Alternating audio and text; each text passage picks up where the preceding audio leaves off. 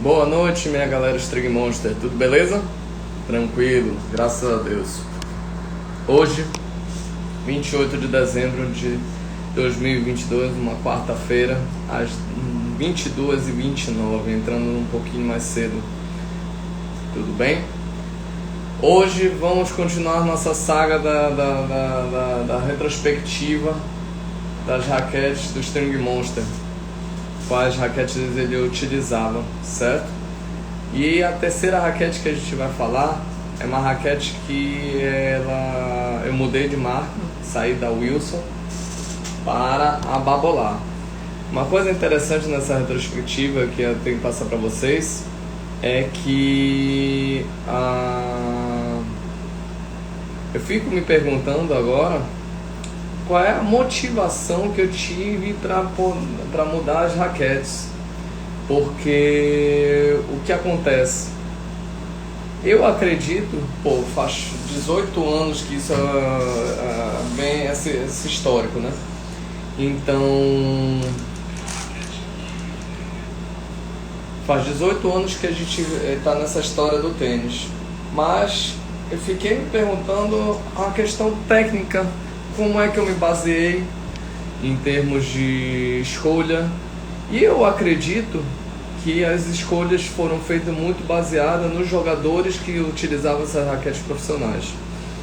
Mas esta raquete em particular, que é a Babolat Pure Storm GT, que ela veio com a tecnologia GT, foi uma raquete, eram 3 linhas de raquete da Babolat na época, que quem começou a divulgar bastante as raquetes da Babolat era antes até de Nadal. A Nadal que popularizou bastante a Babolat dentro do mercado de raquetes, mas eram 3 linhas de raquetes que a Babolat apresentava. Quem popularizou começou a divulgar foi Andy Roddick. Ele utilizava a Pure Drive. A Pure Drive, as primeiras versões da Pure Drive eram utilizadas por Andy Roddick, tanto que a versão de 2008, se eu não me engano, ela até ficou famosa porque ela vinha com uma versão autografada por Andy Roddick, a Pure Drive. E eram 3 linhas de raquete. Era a Pure Drive, que era uma raquete de potência, basicamente de potência. A Pure Control, que era, como até o próprio nome falava, uma raquete de controle, uma raquete bem parecida com as que eu jogava. Perfil fino, peso estático elevado, peso mais para o cabo da raquete. Diferente da Pure Drive, que é um aro mais largo, perfil mais largo, peso distribuído de maneira equilibrada, não colocava o peso para a cabeça da raquete, colocava o peso no máximo um ponto para o cabo, e era uma raquete totalmente de potência, então tinha uma vibração maior, tinha o stiffness, que é a rigidez da raquete, era maior. E a Pure Storm, na época que ela foi lançada, ela era uma raquete amarela e preta. Era o meio termo entre essas raquetes. Então era um perfil, uma configuração mais equilibrada. E aí, em 2008, ela veio com essa tecnologia GT, a pintura foi repaginada. Ela mudou totalmente de cor, ficando uma cor predominantemente vermelha, branca e preta. E um jogador que jogava com essa raquete, mas só que essa raquete teve várias versões. Pesquisando aqui, a gente encontrou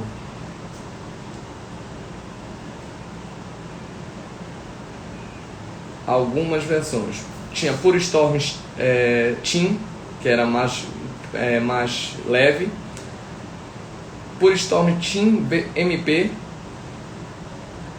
que tinha um aro, a circunferência da raquete maior, 103 de polegadas quadradas, Pure Storm Tour Plus, que era a raquete que Fernando Gonzalez utilizava.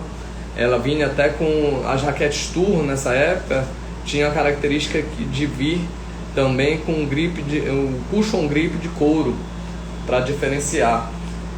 335 de peso estático, 98 de polegadas quadradas de cabeça, raquete totalmente de controle, perfil fino.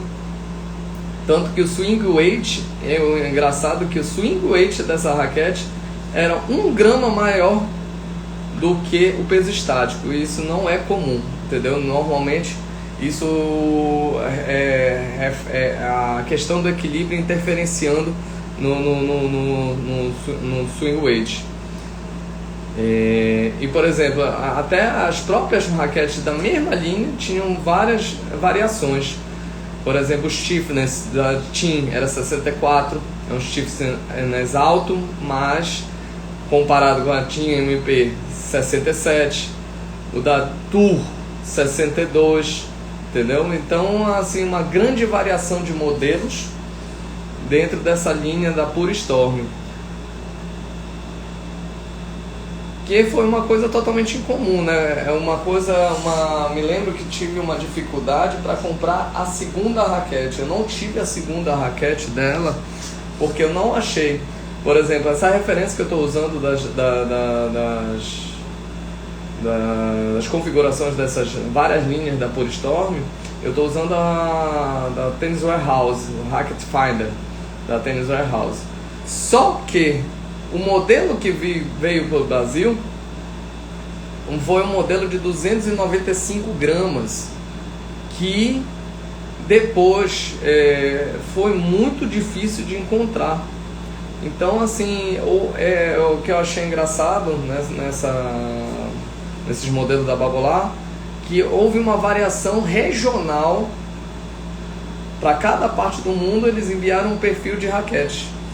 E isso foi bem ruim porque eu não consegui comprar a segunda raquete.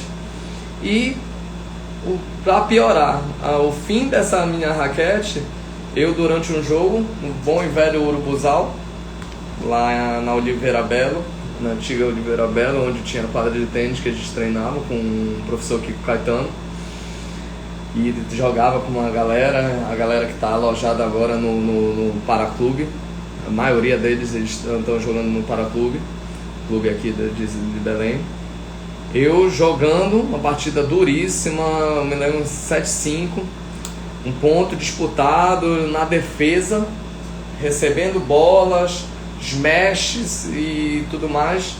No momento que eu fui mudar de direção, eu simplesmente apoiei a raquete com força no chão, meio que para ser como se fosse uma bengala, um apoio para não cair. E a raquete trincou. Não fiz, não me lembro qual foi a energia que eu imprimi, mas só que eu me lembro que foi um movimento de apoio, de contrapé, que foi o meu adversário conseguiu fazer comigo a colocar a bola no meu contrapé. E eu trinquei esta raquete. E aí eu tive que adquirir outra, e foi no momento que eu tive uma parada, foi um período que em 2008 eu comecei a fazer a residência médica, então de cirurgia geral. Então foi um período que eu joguei muito pouco tênis, entre 2008 e 2012. 4 anos que foi um período que eu não joguei tanto tênis, não treinava por causa da residência médica, que tomava todo o meu tempo. E aí eu precisei reformar essa raquete. E aí eu adquiri a outra raquete que eu utilizei, a quarto modelo de raquete que eu utilizei, que foi a Prestige S Liquid UTEC. Prestige UTEC S, que foi um modelo da Prestige diferente. Assim, só falando da nossa configuração que a gente tinha, deixa eu ver se eu acho aqui, que eu achei num outro site.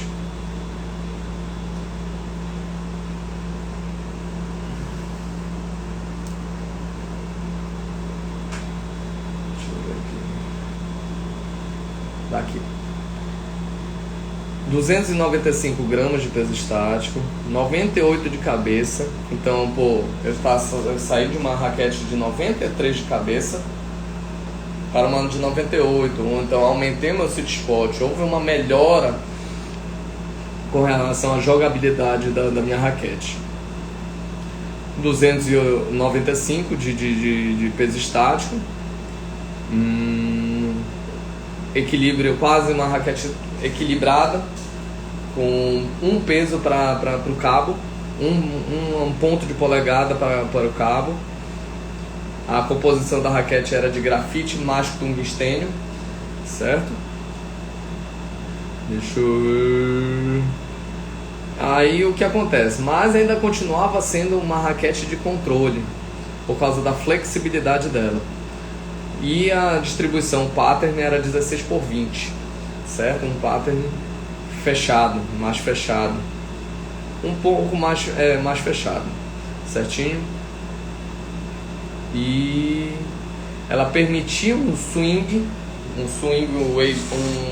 mais, por causa do equilíbrio dela. Ela tinha uma cabeça bastante leve, você conseguia ter um conforto no swing, mas não imprimia tanta potência por causa da trama do pattern, o pouco contato que as cordas tinham com a bolinha fazem com que você tenha mais controle do que tenha mais potência. E também ela era também uma raquete de perfil fino, entendeu?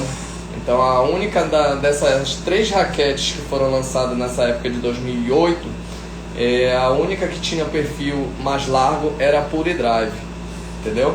E aí foi nessa época, 2008, 2010, que Nadal começou a aparecer no circuito. Desde 2004 com a Aero, mas a Aero ela era uma raquete totalmente fora dessa linha. Então ela é uma raquete totalmente voltada para o Nadal. Então eu me lembro que quando a Babolat chegou no mercado, ela chegou com essas 3 raquetes. E aí veio o Nadal com a Aero, com uma linha totalmente diferente, que ela tem uma garganta aerodinâmica que propicia o spin. Foi uma raquete desenvolvida para o jeito de jogar do Nadal, e até hoje ela só vai mudando de linhas e pinturas. Por sinal, saiu a nova pintura da raquete do Nadal. Infelizmente foram totalmente infelizes na pintura, porque misturaram rosa com amarelo, ficou um carnaval danado. E eu particularmente achei a raquete nova do Nadal, a nova pintura, horrível. Mas quem sabe no mercado é o mercado, né? Então a Babolat sabe o que está fazendo. Se não sabe, está perdendo dinheiro, certinho? E deixa eu ver o que mais a gente pode falar. Então, e é importante que ela veio com essa GT Technology para poder promover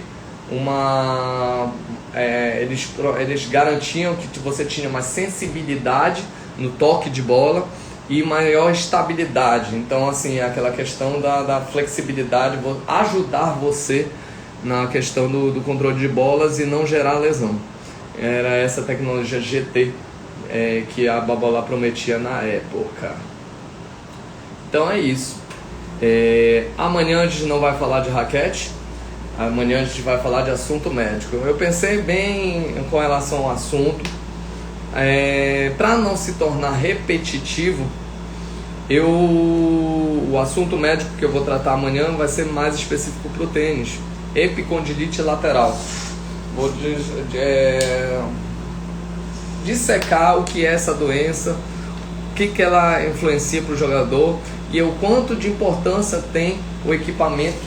Voltar a falar disso que a gente já falou na live de lesões, a importância de você ter um equipamento adequado para poder realizar a prática do tênis, para justamente não desenvolver essa lesão crônica, que é uma lesão incapacitante, é uma lesão que prejudica. Por exemplo, a maior parte das pessoas ela utiliza as mãos, principalmente a mão dominante, para realizar seu trabalho. Então você não consegue jogar nem tênis, nem trabalhar. Então, por causa que a dor é insuportável. e a gente precisa saber disso para poder prevenir. Prevenção é super importante. Quanto mais longevo nós formos, mais a gente vive, mais a gente joga tênis, mais a gente fica tem como praticar esse esporte que há 18, quase 19 anos a gente ama e gosta de fazer, tá certo? Quero agradecer a CA Acordoamento, sempre presente com a gente, Laika Pro, Alexandre, grande abraço. Minha mãe, Dona Edna, um grande abraço. E professor Kiko Caetano, da Sete Pontes Belém, um grande abraço. Então amanhã nós falaremos de epicondilite lateral, nosso assunto médico de toda quinta-feira. E na sexta-feira a gente volta à saga das raquetes, falando da Prestigio Tech, Red Prestigio Tech S, que foi a raquete que substituiu a Babolá, quando praticamente eu utilizei ela saindo de Belém e começando a chegar em Salvador, foi quando eu voltei à prática do tênis, tá certo? Grande abraço, fiquem com Deus e até amanhã.